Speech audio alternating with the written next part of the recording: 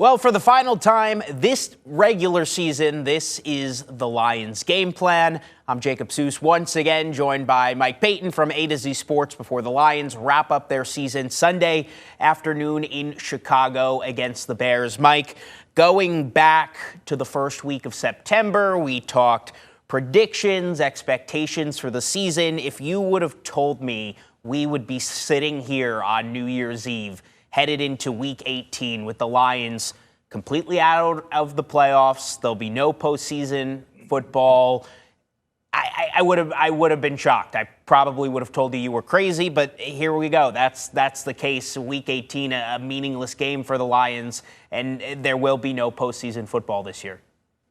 Yeah, it's a whiplash effect type of thing. You were thinking Super Bowl aspirations. I had the Lions picked to go 12-5, and then before you know it, I've got nothing to do next week. I mean, going back to week one, the bad loss to the Packers, then they start to look like themselves again. The injury bug hits a little bit. The last couple weeks were so tough. The Pittsburgh game, the Minnesota game, they could have been going to Chicago with a chance to still have playoffs on the line. You feel like they really did it to themselves at this point. But I feel like us Lions fans always felt like until it was over that they still had a chance and still felt like they were going to get the job done. Why couldn't they? What was the biggest thing that prevented the Lions from having success this season? I mean, going back to that Steeler game and the Viking game, that if they won, we'd be playing meaningful football on Sunday. Well, first, let me just start here. The worst thing is that the Lions were set up perfectly to win the NFC North in this game, and everything that needed to happen elsewhere happened. But the Lions didn't win their games. If they would have just beat Pittsburgh and Minnesota, they would be fighting for a title on Sunday. They'd be in the playoffs right now. The Packers' loss to the Ravens would have clinched the playoffs for the Lions. It's that bad. That's how close it was. But really, the whole thing, it boils down to, and I hate to keep saying it, but it's injuries. Injuries in key spots. Their entire secondary went down with injuries this year. Losing Branch and Joseph proved to be just too much for them to get over. And then the offensive line, I think maybe the Lions thought it would be a little bit easier to replace Frank Ragnow than it really was. It wasn't. Graham Glasgow showed that, this is probably it for him. He's probably playing his last game on Sunday. And Taylor Decker's probably also joining him with that. It's just they need a complete resurgence in their offensive line. And then just some bad luck on top of that. I mean, it's just things just didn't go their way certain games, like against Pittsburgh. It just, all that was a perfect storm. Where does this team go from here? Coming off an NFC Championship game appearance, and then the next season, you win the North for the second year in a row, you get the 1 seed, best team in the league for a majority of the year, and then you don't make the playoffs. Where is the middle ground especially for Brad Holmes, for staying the course because things were headed in such a good direction? Then you have a bit of a detour. Where do they go here now as they head into a certainly going to be a long off season? Yeah, I think Brad's best thing that he can do is to take a page out of his mentor Les Snead, the GM of the Rams, book, and he's got to start saying, "Hey, maybe we don't need these draft picks as much as we think we do. Let's trade them for players who are ready to go. Let's spend some money in free agency." I understand why Holmes didn't do all that this last summer, because they're coming off 15-2, and that was without Aiden Hutchinson and a few other players. And you think, well, hey, we're getting all these guys back. We should be totally ready to go. It just didn't work out that way. And now he has all that information, and the Lions, while it looks like they only have $13 million this year right now to spend, they could wind up, if a few things happen, having $118+ million to spend in free agency in March. If I'm Brad Holmes, I'm spending that money, and I'm completely revamping this offensive line. And yet, where would you spend that money? You mentioned the offensive line. What are some of this team's biggest needs? Because the core is still there. They will be still there. But there are definitely a few areas that popped up this season that, okay, that's an area the Lions need to improve in. Yeah, I think the right side of the line is pretty set. Tate Ratledge, Penei Sewell. I don't know if you can get much better than that. Yeah. On the left side, if Decker retires, you have to go find your left tackle. I don't think you find that in free agency. That's going to have to require a really good, probably first round draft pick. Left guard, I think you're probably good with Christian Mahogany, but then center, you got to go after Tyler Linderbaum, who is the Ravens center right now. He's going to be a free agent. If the Ravens aren't able to get anything done with him contract wise, if he hits free agency, I'm sitting outside of his front door with a Brinks truck full of money if I'm Brad Holmes the day free agency opens. I think that's a game changer if they're able to get him. And as far as the coaching staff goes, a lot of changes last offseason. Do you envision a lot of changes this offseason as well? I mean, who knows what John Morton's future is going to be? Kelvin Shepard's first year as DC started off strong, didn't end off as hot. Do you envision both of those guys back, one of two back possibly next year? At this point, I think Kelvin Shepard should absolutely be back. I think he did a phenomenal job with what he was given, and then it got to a point where I don't think anybody could have orchestrated something well because they just didn't have the guys. And I think Dan Campbell definitely gave him a really big vote of confidence in his 97.1 The Ticket interview earlier this week. Said he did a damn good job. So I don't think he's going anywhere. John Morton, on the other hand, a lot of indications point that he's probably going to be out, and they'll be looking for a new offensive coordinator.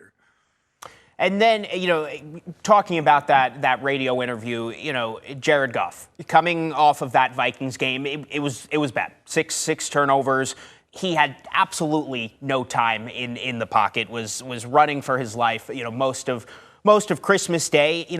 Goff's numbers this year, though, they were solid. The offensive numbers for that whole unit, for the most part, were solid. And Campbell gave Goff, a vote of confidence in that interview. How would you assess his season and, maybe what he needs to improve on going forward to get this team over the hump? I think Jared Goff had the best year of his career. And I think the knock on him has always been, well, he needs everything to be perfect. And I think you and I can both agree, Jacob, that everything was not perfect this year. And he still had a phenomenal season. And going into that Vikings game had the lowest turnover rate in the entire league for all quarterbacks. Now he has the second lowest turnover rate, so it's still not that bad. I think there was a lot of reasons that you can look at those turnovers, especially those two fumbles were just really bad snaps by a third string center starting his second career game, who's not even on the team anymore. And backup left tackle, backup hurt left guard, rookie right guard. It was just bad. So other than that, I mean, I think Goff played a phenomenal season of football, and the Lions are in a really good spot. They're lucky to have him. I know every fan doesn't agree with that because they want a mobile guy, but those mobile guys are getting sacked more than anybody. Yeah. So I don't I just think the Lions are in a really good spot right now with quarterback. The one position you have to worry about the most, the Lions don't have to worry about.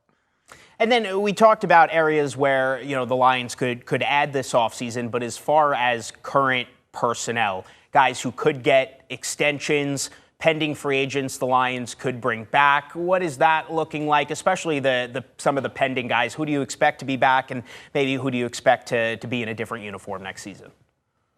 Yeah, I think I look at Roy Lopez as somebody the Lions are definitely going to go out and make sure they try to keep. I really have to dig into the names a little bit more. I don't know if Amik Robertson's going to be back. I feel like maybe the Lions might look for a better slot corner. Mm-hmm. I think Glasgow, as I mentioned, is probably retiring on Sunday. I think Decker's probably gone too.